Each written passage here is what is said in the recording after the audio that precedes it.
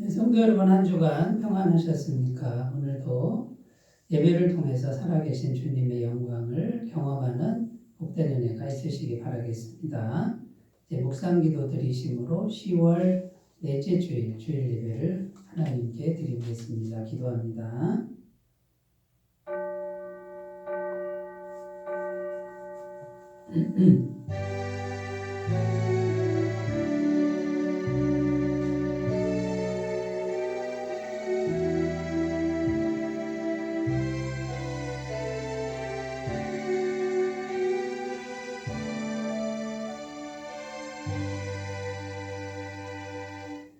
오직 성령의 열매는 사랑과 희락과 화평과 오래 참음과 자비와 양선과 충성과 온유와 절제니 이 같은 것을 금지할 법이 없느니라. 그리스도 예수의 사람들은 육체와 함께 그 정욕과 탐심을 십자가에 못 박았느니라. 아멘. 우리들을 사랑하사 우리 안에 귀하신 성령님을 보내주신 하나님께 감사와 찬양을 올려드립니다. 오늘도 거룩하신 성령님을 의지하여 주일 예배를 드리오니 우리 예배를 기쁘게 받아 주시옵소서. 예배를 드리는 시간 내내 성령님과 교통하게 하시고 성령님을 통해서 주시는 신령한 은혜가 무엇인지를 깊이 경험하도록 인도하여 주옵소서. 예배의 시종을 주님께 의탁드리오며 우리 주 예수님의 이름으로 기원하옵나이다. 아멘. 다 같이 찬송가 37장을 함께 부르겠습니다. 37장입니다.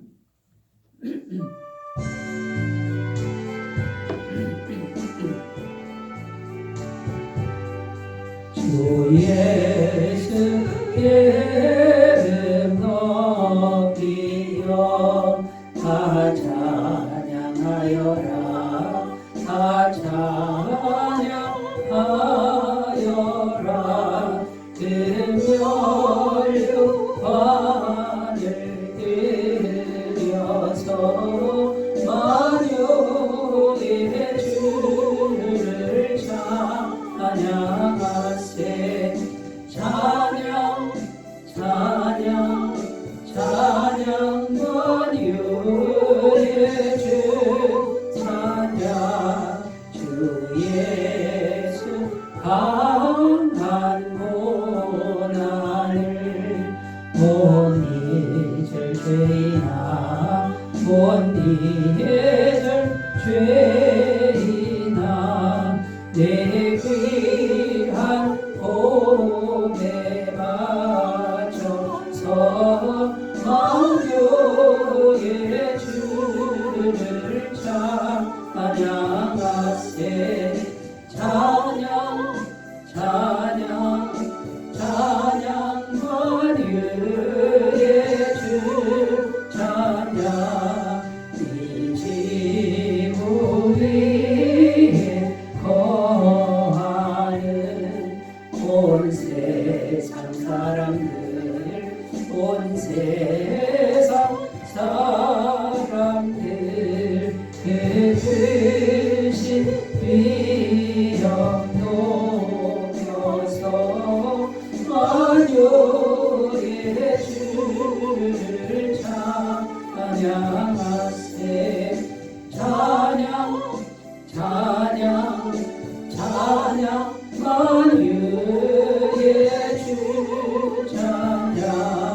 주 믿는 성도다 함께 주 앞에 엎드려 주 앞에 엎드려 무궁한 노래 불러서 만유의 주를 찬양하세. 찬양 찬양 찬양 만유의 주 찬양. 아멘. 사도신경으로 신앙 고백을 드립니다. 나는 전능하신 아버지 하나님 천지의 창조주를 믿습니다. 나는 그의 유일하신 아들 우리 주 예수 그리스도를 믿습니다. 그는 성령으로 잉태되어 동정녀 마리아에게서 나시고 본디오 빌라도에게 고난을 받아 십자가에 못 박혀 죽으시고 장사된 지 사흘 만에 죽은 자 가운데서 다시 살아나셨으며 하늘에 오르시어 전능하신 아버지 하나님 우편에 앉아 계시다가 거기로부터 살아있는 자와 죽은 자를 심판하러 오십니다. 나는 성령을 믿으며 거룩한 공교회와 성도의 교제와 죄를 용서받는 것과 몸의 부활과 영생을 믿습니다. 아멘.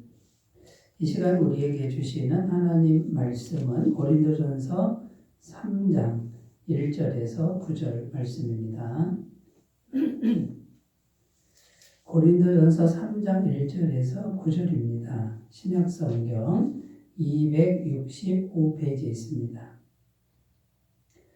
하나님의 말씀을 제가 봉독해 드리겠습니다. 형제들아, 내가 신령한 자들을 대함과 같이 너희에게 말할 수 없어서 육신에 속한 자 곧 그리스도 안에서 어린 아이들을 대함과 같이 하노라. 내가 너희를 저주로 먹이고 밥으로 아니하였노니 이는 너희가 감당하지 못하였음이거니와 지금도 못하리라. 너희는 아직도 육신에 속한 자로다. 너희 가운데 시기와 분쟁이 있으니 어찌 육신에 속하여 사람을 따라 행하니 아니리요. 어떤 이는 말하되 나는 바울에게라 하고 다른 이는 나는 아볼로에게라 하니 너희가 육의 사람이 아니리요. 그런즉 아볼로는 무엇이며 바울은 무엇이냐? 그들은 주께서 각각 주신 대로 너희로 하여금 믿게 한 사역자들이니라. 나는 심었고 아볼로는 물을 주었으되 오직 하나님께서 자라나게 하셨나니 그런즉 심는 이나 물 주는 이는 아무것도 아니로되 오직 자라게 하시는 이는 하나님 뿐이니라. 심는 이와 물 주는 이는 한 가지이나 각각 자기가 일한 대로 자기의 상을 받으리라. 우리는 하나님의 동역자들이요 너희는 하나님의 밭이요 하나님의 집이니라. 아멘. 네, 오늘 말씀의 제목은 성도는 어떻게 성장해야 할까? 이런 제목으로 함께 은혜를 나누겠습니다. 지난주에는 성도는 어떻게 믿어야 할까? 믿음에 대한 말씀을 드렸고요. 오늘은 신앙 성숙이라는 그런 주제, 어떻게 우리가 성숙해 가야 하는가? 성숙에 대한 주제로 말씀을 나누겠습니다. 자, 신앙이 성숙해지지 않으면 어떻게 되는 것일까요? 신앙이 성숙하지 않으면 만년 어린아이 신자가 된다는 겁니다. 만년 어린아이 신자가 되면 참 안타까운 그런 경우라는 것이죠. 자, 여기서 이제 어린아이 신앙이라는 게 어떤 것인가 생각해야 되는데, 어린아이 신앙이라는 건요, 스스로 아무것도 못하는 존재가 이제 어린아이라는 것이죠.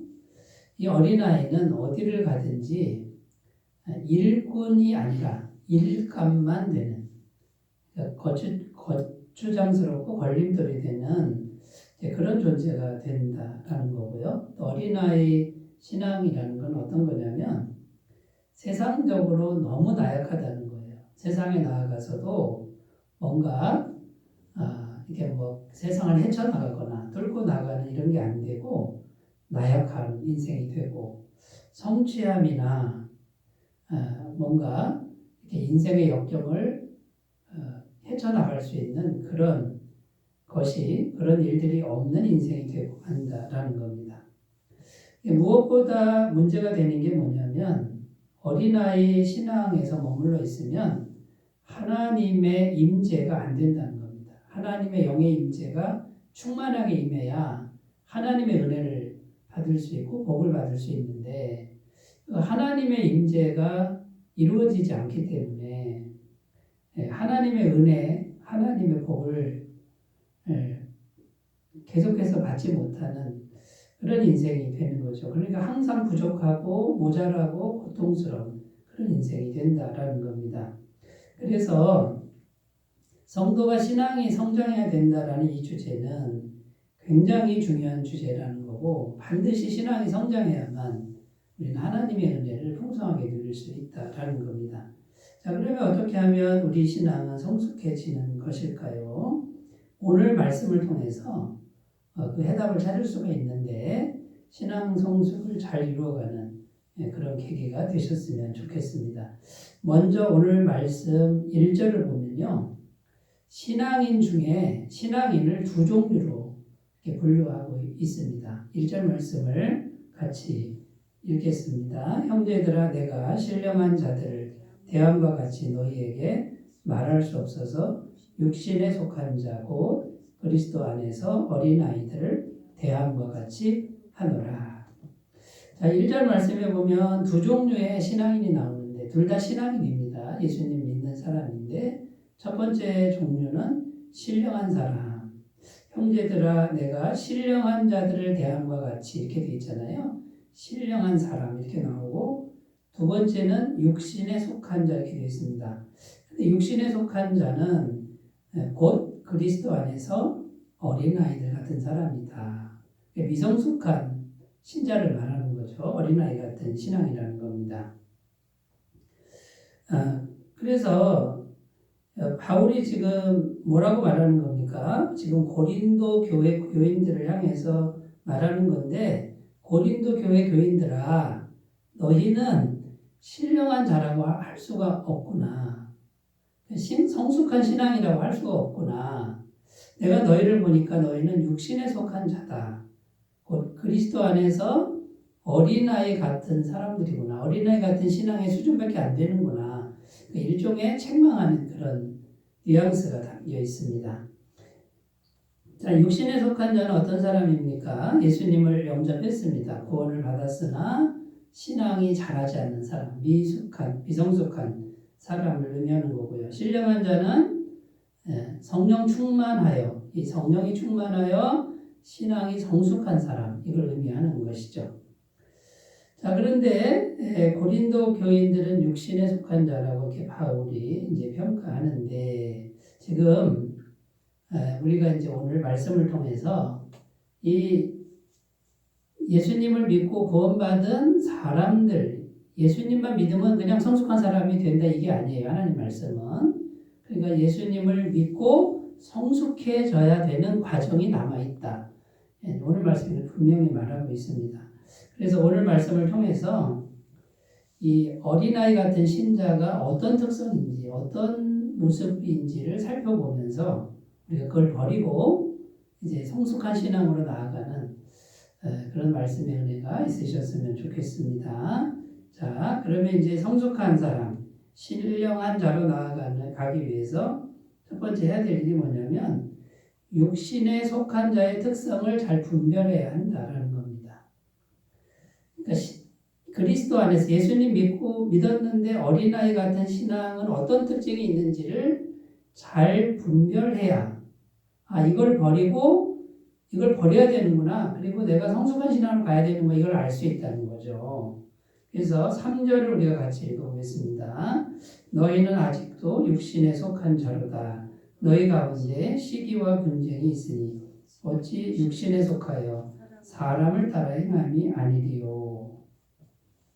자, 이 말씀에 보면 육신에 속한 사람, 어린아이 같은 신자의 특성 두 가지가 나옵니다. 첫 번째는 시기와 분쟁이다. 이렇게 나옵니다. 시기하고 분쟁하는 거예요. 교회 안에서.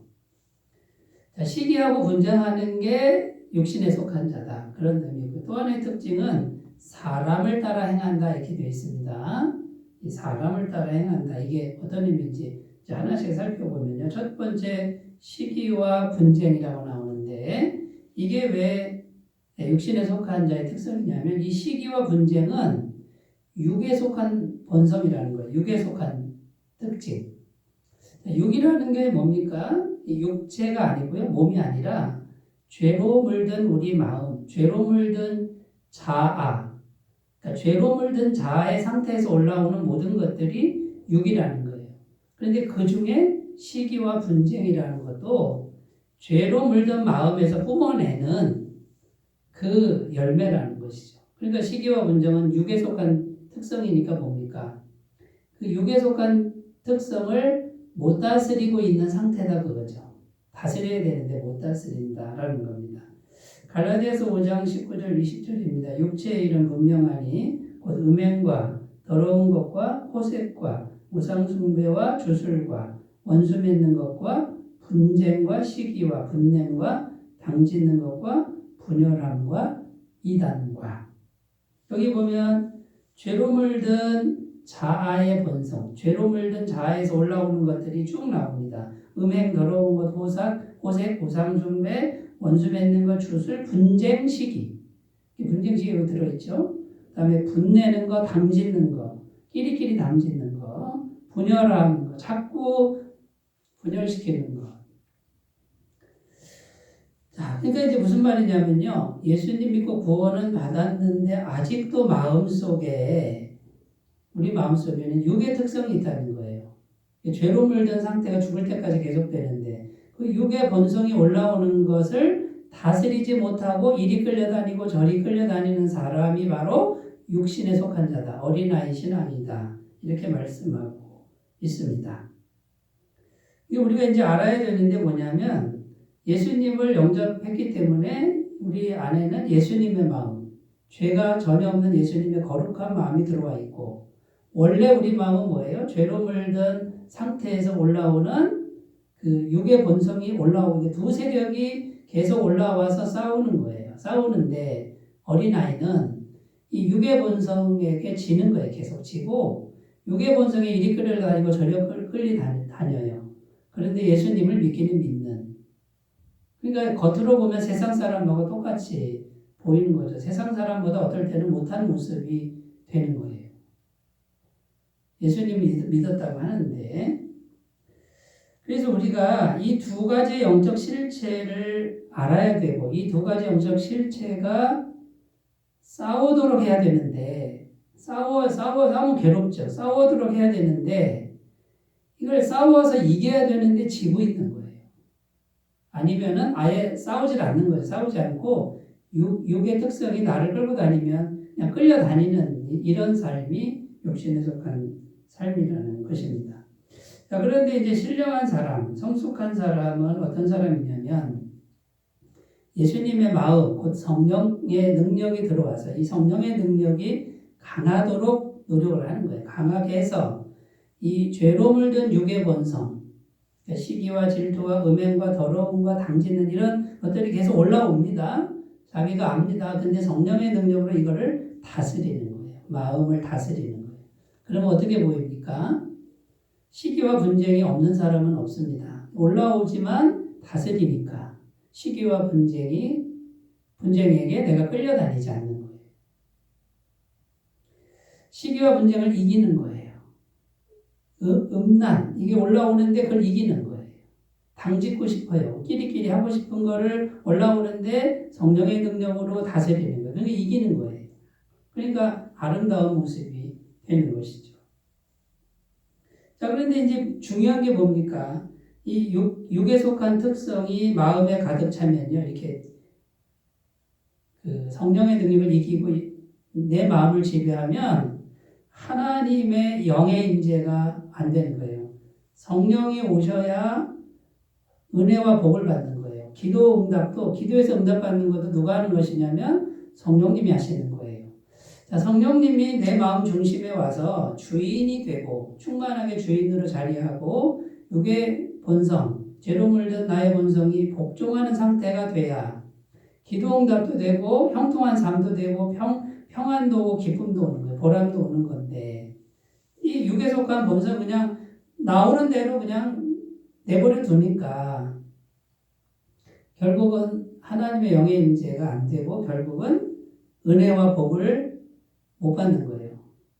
계속 힘든 인생이 되는 거죠. 마음은 마음대로 괴롭고 관계는 관계대로 깨지고 이렇게 되는 것이라는 겁니다.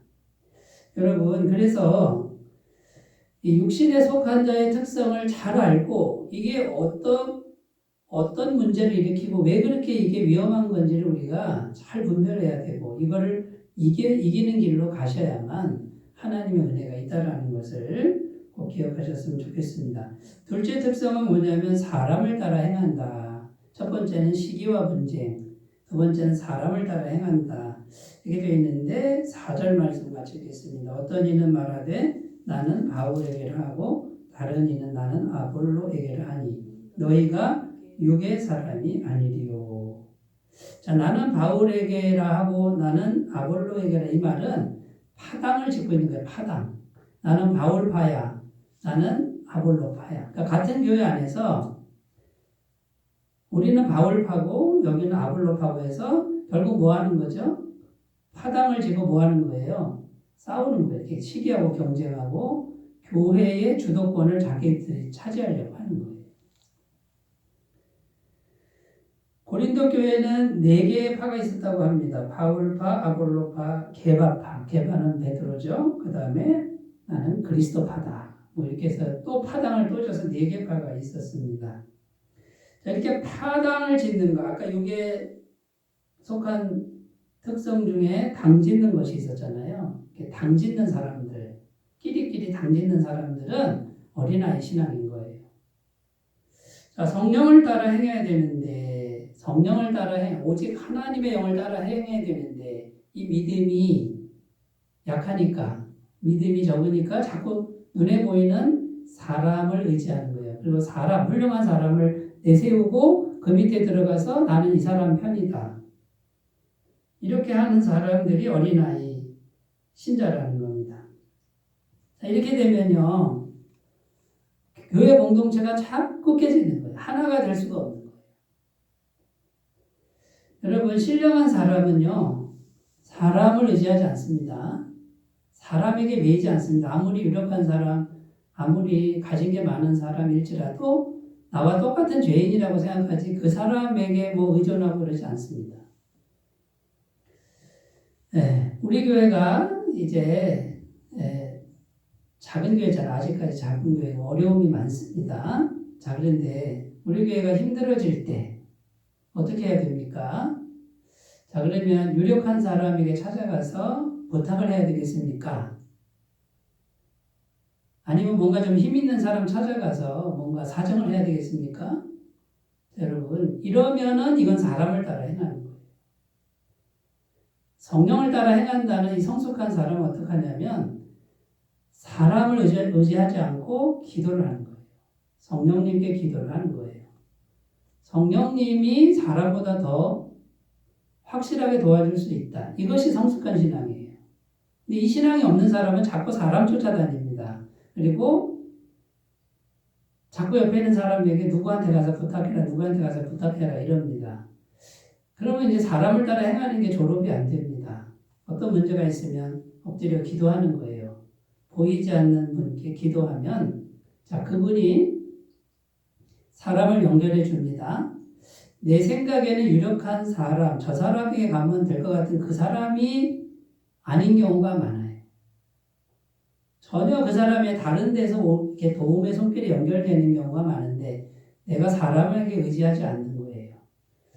우리 교회도 지금 도와주는 곳이 3군데가 있는데요. 사람에게 가서 부탁한 적이 없고요. 기도를 하는 거예요. 성령님을 의지했는데 3군데에서 도와주는 거예요. 어떤 분들은 제가 아는 어떤 사람에게 가서 부탁을 하라고 합니다. 그런데 제 생각은 다릅니다. 그 사람에게 가서 부탁하는 즉시 나는 사람을 의지하는 육신에 속한 자가 되어버리는 거예요. 여러분, 진짜 신령한 사람, 진짜 성숙한 사람은 사람을 따라 행하지 않습니다.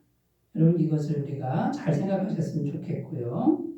우리가 오직 하나님 한 분, 보이지 않으나 살아계신 영이신 그분 한 분만 의지하고 신실하게 기도한다 그러면 그분의 신실하신 도움의 손길이 우리에게 얼마든지 있습니다. 그분은 모자람이 없고요.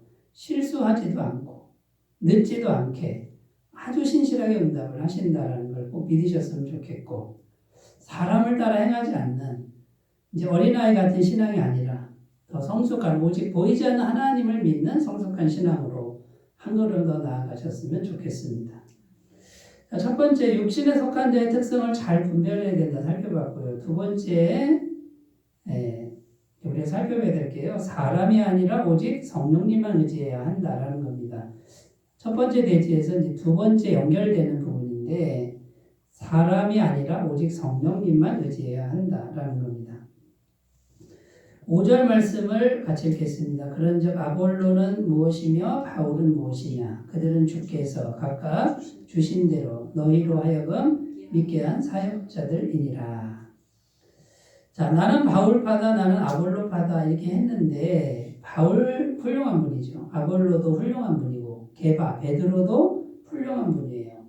너무나 훌륭한 분들 좋아하는 거는 죄가 아닙니다만 나는 바울파다하고 파당을 짓는 게 이게 육의 성품이라는 거예요.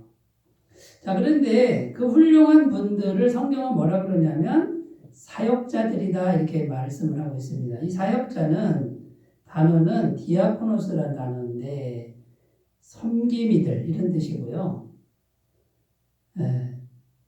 원래 의미는 뭐냐면 하인들이에요. 섬김이들 이건 좋은 말이잖아요. 종이란 뜻이 종, 하인들. 그러니까 집에서 부리는 하인들이에요. 그럼 누가 부리는 거예요? 하나님이란 주인이 부리는 하인들이라는 거예요. 바울 선생님이나 아볼로 선생님이나 훌륭한 제자 게바는 인간적으로 훌륭한 분이지만 그냥 하인일 뿐이라는 거예요. 그리고 또 이 디아코노스에는 어떤 의미가 담겨 있냐면 먼지라는 뜻이 있어요. 먼지들. 먼지 알갱이. 자, 그러니까 여러분, 이제 우리가 사람을 자꾸 따라가고 사람을 의지하는 게 결국 하인을 의지하는 거고 먼지를 의지하는 거다 그런 뜻이에요. 자, 그런데 여기서 이제 오해하지 말아야 될 것은 하인이고 먼지라고 해서 우습게 보면 안 되죠. 왜 그렇습니까? 하나님 이름으로 하나님이 보내신 종들이니까 존중하고 하나님 때문에 존중하는 거죠. 존경하고 따르는 거죠.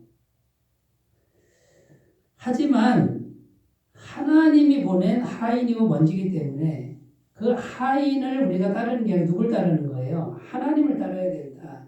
이런 의미가 되는 겁니다. 또 먼지라는 뜻이 있는데 그게 뭐냐면 이런 뜻이에요. 무슨 일을 막 하잖아요. 집에서 일을 하면은 먼지가 일어나죠. 그죠? 먼지가 발생한단 말이에요.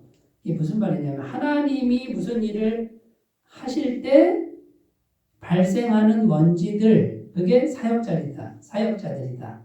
그러니까 사역자들은 꼭 없어도 돼요. 하나님이 일하시면은 그걸로 되는 거예요. 그러나 하나님이 일하시는데 같이 하도록 부르심 받은 종들. 그러니까 아무리 훌륭한 사역자들이라고 해도 하나님 앞에 서면 먼지 같은 존재들. 여러분 그러면 먼지를 따라야 되겠어요? 하나님을 따라야 되겠어요? 하나님 한 분을 따라야 되는 거예요. 그런데 고린도 교회 성도들은 하나님보다는 먼지를 따랐다 그 말이에요. 하나님이 하시는 일을 따라가야 되는데 사람을 주목하고 먼지를 주목하고 나는 이 먼지 편이야. 나는 이 먼지 편이야. 이렇게 파당을 짓고 그랬다는 거예요. 얼마나 미성숙한 신앙의 모습입니까? 자, 그러면 여기서 이제 우리가 생각해야 될 것, 우리는 하나님의 사역자들을 어떤 관점을 가지고 대해야 할까요? 바라봐야 될까요? 첫 번째는 하나님이 보내신 분들이니까 존중해 주는 게 필요하다. 중요하다. 존중해야 된다. 마태복음 10장 42절 또 누구든지 제자의 이름으로 이 작은 자 중 하나에게 냉수 한 그릇이라도 주는 자는 내가 진실로 너희에게 이르노니 그 사람이 결단코 상을 잃지 아니하리라 하시니라. 자, 선지자도 역시 종들이죠. 그런데 그 선지자에게 냉수 한 그릇이라도 주면 누가 갚아주신다고요? 그 사람이 갚는 게 아니라 누가? 하나님이 결단코 상을 잊지 않고 그 사람에게 갚아준다. 하나님이 대신 갚아주는 거예요. 그러니까 사역자들을 우리가 잘 대하는 게 복받는 비결이고요. 하나님의 은혜 받는 비결이에요. 자, 그런데 이 사역자들을 지나치게 의존하고 지나치게 생각하면 안 된다라는 거예요. 자, 이 사역자들, 하나님의 종들 어떻게 봐야 됩니까? 판단하지 말라는 거죠. 판단하지 말고 사역자들을 판단하지 말고 그분들이 가지고 있는 그 재능과 은사 이걸 보고 교회에 충성하라고 지원해 줘야 된다 그 말이에요. 8절 말씀 읽으면 심는 이와 물 주는 이는 한 가지이나 각각 자기가 일한 대로 자기의 상을 받으리라. 이게 무슨 말이냐면 사역자들이요 일하는 재능과 은사가 다 다르다는 거예요. 이제 고린도 교회 누가 세웠습니까? 바울이 세웠단 말이에요. 전도에서. 바울은 뭐 한 거죠? 불모지에 들어가서 복음을 전해서 예수님이 영접한 사람을 만들어서 교회를 만들었어요. 예수님이 영접해서 구원을 받았단 말이죠. 그 다음에 바울이 떠나고 온 사람이 누구냐면 아볼로인데, 그럼 아볼로는 어떤 사람이에요? 아볼로는 오늘날 말하면 대학교, 신학교 교수쯤 되는 분이에요. 그러니까 말씀을 체계적으로 가르치고 교회 체계를 세우는 분이다 그 말이에요. 바울은요. 바울은 그거보다는 뭡니까? 그냥 뚫고 들어가서 막 전도해서 얼기설기 교회를 이렇게 세우는 분이에요. 만드는 분이에요. 바울에게는 이제 교회가 어느 정도 쓰면 바울은 또 다른 데로 또 가야 돼. 이게 이분의 은사와 재능이고 아볼로는 와서 말씀을 체계적으로 가르치고 교회를 체계화시키는 그런 은사가 있는 거예요. 자, 그러면 여러분 비교하지 말라는 거죠. 누가 더 훌륭하고 누가 더 덜 훌륭하다 이렇게 비교하지 말고 하나님이 교회에 사역자들을 보내요. 목회자들을 보내는데 다 쓸모가 있어서 필요해서 보내는 거예요. 그러면 처음에는 바울처럼 아주 그냥 힘있고 능력 있는 사람을 보내야 교회가 쓸 거 아니에요. 그 다음에는요. 조용하고 섬세한 분을 보내야 교회가 체계가 잡힐 거 아니에요. 이게 다 하나님이 하신 일이다 그 말이죠. 하나님이 다 때에 따라서 보내시는 것이다. 여러분 그러니까 사역자들 어떻게 돼야 되죠?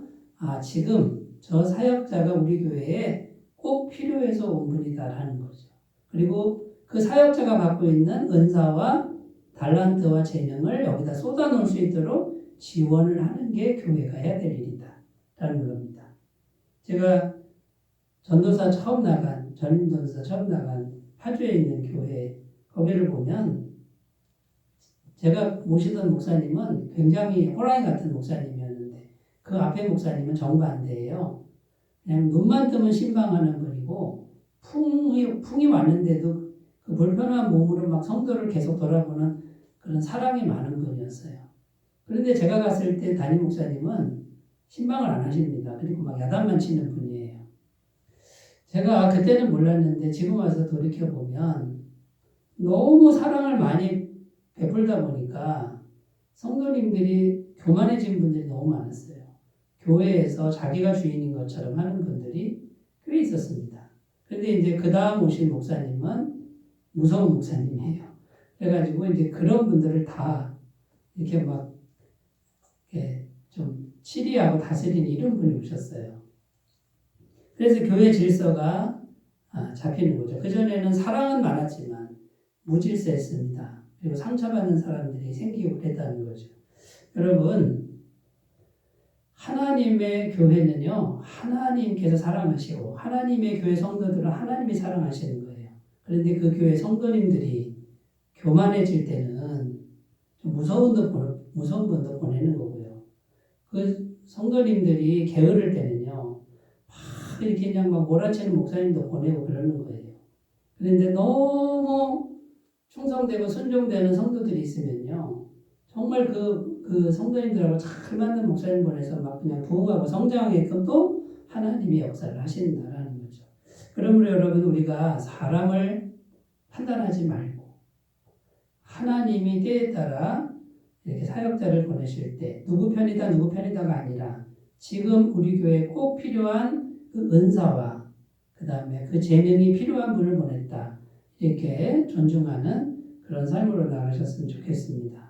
자, 그러니까 여러분 사역자들 사람입니다. 사람을 따르는 게 아니라 사역자들 뒤에 역사하시는 그 하나님만 의지하는 그 길로 가셨으면 좋겠습니다. 자, 세 번째입니다. 세 번째 어떻게 성장해야 될까요? 세 번째는요. 오직 하나님만이 주인이심을 명심해야 한다라는 겁니다. 있습니다. 오직 하나님만이 주인이시다. 7절을 읽겠습니다. 그런즉 심는 이나 물 주는 이는 아무것도 아니로되 오직 자라게 하시는 이는 하나님뿐이라.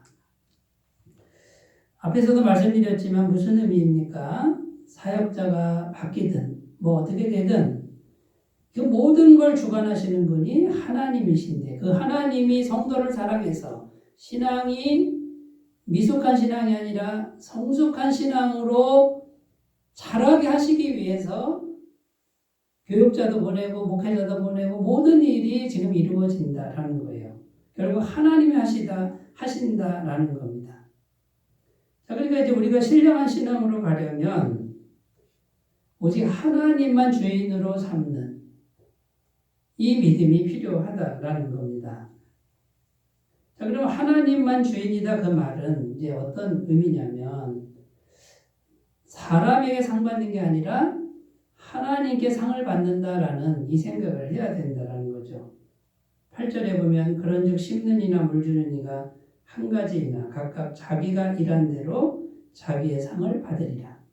자, 사람에게 뭔가를 받으려고 하지 말고 내가 사람에게 잘해도 섬겨도 누가 주신다? 하나님이 주신다. 그러니까 하나님 보시기에 내가 지금 하는 모습이 어떤가를 생각하면 그 사람은 하나님을 주인으로 지금 삼고 있는 사람이다라는 겁니다. 그 다음에 하나님이 주인이다 이거는요. 내 것은 하나도 없다. 이게 아주 중요합니다. 내 것은 하나도 없다. 이걸 항상 생각해야 돼요. 목회자인 저도 내 것은 하나도 없고요. 성도님들도 생각해 보세요. 교회 아무리 오래 있어도 내 것은 없는 거예요. 내 것이 있다 그러면 자기가 주인인 거예요. 여러분, 하나님이 다 주신 거지 내가 만든 게 뭐가 있습니까? 나는 그냥 있는 것 뿐이지. 그런데 미숙한 신앙인들은요, 자꾸 내 걸 따집니다. 내 거. 자, 내 거라고 하는 순간에 그분은 이미 어린아이 신앙인 거예요. 그런데 내 것은 하나도 없어요. 하나님이 있으라고 하는 동안만 있는 거예요. 건강하게 있는 것도 은혜인 거예요. 그것도 은혜인 거예요. 내 것은 하나도 없다. 이게 굉장히 중요합니다. 9절입니다. 우리는 하나님의 동역자들이요. 너희는 하나님의 밭이요. 하나님의 집이니라. 우리 같은 사역자들은 하나님과 함께하는 종들이고 그 다음에 너희 성도는 하나님의 밭이고 교회는 하나님의 집이다. 너희 게 아니라 하나님 거다 그 말이에요. 여러분 하나님만이 주인이시다라는 거가 명확한 분들은 성숙한 분들이에요. 그러니까 교회에서 내 자리나 내 거나 내 위치 여기에 대한 마음이 없어요. 그런데 하나님은 그 사람을 성숙한 신앙이라 그러고 내 것이 딱 마음에 있는 사람은 뭐가 막힌다고요? 영이 막히는 거예요. 성령이 막히는 거예요. 은혜를 못 받아요. 그런데 내 것은 없습니다. 다 주님 것입니다. 그러면 여기에 성령이 오셔서 이제 하나님의 복이 계속 임하는 이 놀라운 비밀을 꼭 경험하시겠으면 좋겠습니다. 그 다음에 우리가 해야 될 일, 다른 사람과 비교하는 거, 이거는 멈춰야 돼요. 비교하지 말고 내가 있는 자리에서 충성하면 된다라는 거예요. 고린도전서 12장 20절 22절 이제 지체는 많으나 몸은 하나라. 눈이 손더러 내가 너를 쓸데없다 하거나 또 머리가 발더러 내가 너를 쓸데가 없다 하지 못하리라. 그뿐 아니라 더 약하게 보이는 몸의 지체가 도리어 요긴하고. 여러분 교회가 몸이라고 되어 있는데요. 자, 여러분 발이 필요 없습니까? 필요합니까? 발이 없으면 어떻게 다닙니까? 그런데 손이 그러는 거예요. 야, 발 너는 항상 밑에 있으니까 너 내 밑이야. 너는 나보다 1등한 거야. 너 없어도 돼. 이러면 몸이 어떻게 서겠냐 그 말이에요. 교회에서도 여러분 가장 귀한 분이 어떤 분인 줄 아세요? 대단한 일 하는 분이 귀한 분이 아니고요. 비가 오나 눈이 오나 힘되나 힘이 안 되나 자기 자리 지키는 분. 그냥 그대로 있는 분. 무슨 일을 당해도 가장 귀한 분인 거예요. 그분이. 여러분 목회자 입장에서 보고 하나님 입장에서 보면요. 우리가 살다 보면 힘든 일이 많이 발생합니다. 그런데도 내 믿음의 자리는 어떻게든 지킨다라고 하는 그분이 고마운 거예요. 하나님은 그분을 사랑하시는 거예요. 왜 자기 자리를 지켜요? 내 겁니다가 아니라 하나님 것이니까 내가 내 자신을 하나님께 힘들어도 드리고 눈물 나도 드리고 이런 마음으로 자기 자리를 지키는 것이다라는 거예요. 누가 안 알아줘도 괜찮은 거예요. 여러분 이런 믿음으로 나아가신다 그러면 오늘 정리를 해보면 육에 속한 이 마음을 다스리는 성령의 능력, 그 다음에 사람을 의지하는 게 아니라 오직 성령님만 의지하는 이 믿음, 모든 것, 내 건 하나도 없고 모든 게 다 하나님 것이라고 하는 이 믿음으로 성장해 가신다 그러면 여러분 신령한 분입니다. 성숙한 분입니다. 하나님의 은혜와 복이 계속 임하는 은혜가 그분에게 있을 줄로 믿습니다. 기도하겠습니다. 하나님 아버지, 신앙 성숙은 반드시 이루어야 됩니다. 신앙 성숙되지 않으면 은혜를 못 받습니다. 이 세상에서 마귀에게 눌리는 삶에서 못 벗어나는 걸 우리가 꼭 알게 하시고 내면에서 우리가 육적인 것을 내려놓게 하시고 성령의 충만한 능력을 던지고 하나님을 향해 더욱 성장해가는 우리가 되게 하옵소서. 예수님의 이름으로 기도드립니다. 아멘. 찬송가 288장을 부르겠습니다.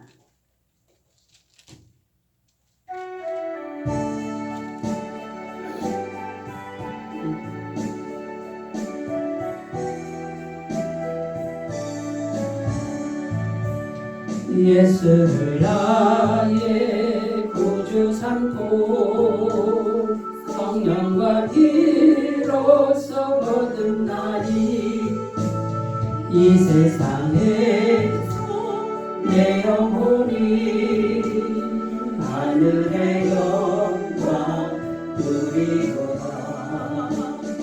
이것이 너의 간증이요 이것이 나의 찬송일세. 나 사는 동안 끊임없이 구주를 찬송하리로다.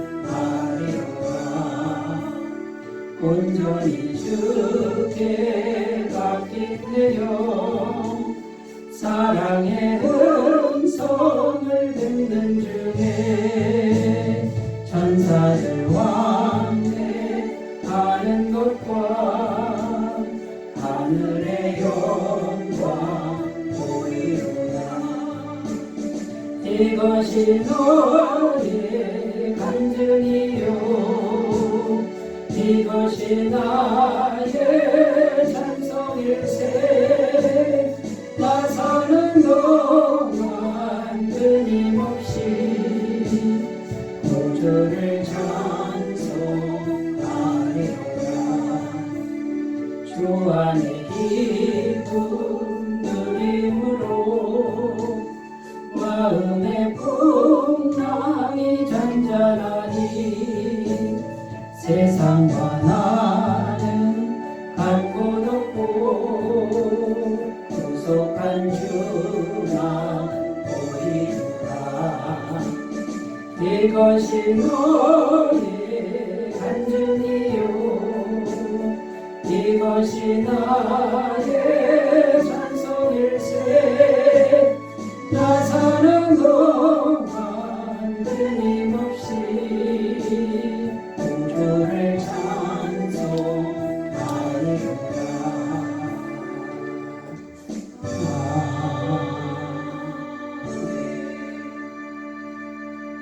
권고 말씀드립니다. 오늘은 포괄적 차별금지법 반대를 위한 200만 연합 집회 모임이 있는 날입니다. 그래서 오늘은 오전 예배만 드리고요. 연합 예배 실황은 유튜브로 함께 하실 수가 있습니다. 많이 기도해 주시기를 부탁드립니다. 11월 에타미파크 복음 사병의 날짜는 11월 22일입니다. 피택 항종지 교육은 오늘 모이지 않겠습니다. 다른 광고 주보 참조하시고요. 사랑의 나눔 부르시고 축도로 예배를 마치겠습니다.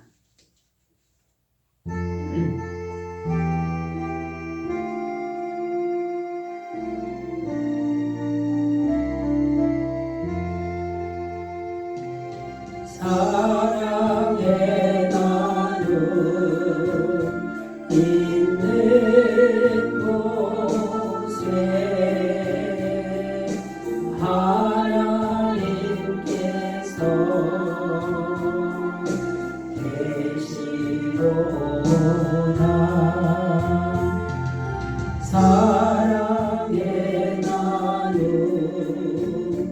있는 곳에 하나님께서 계시도다.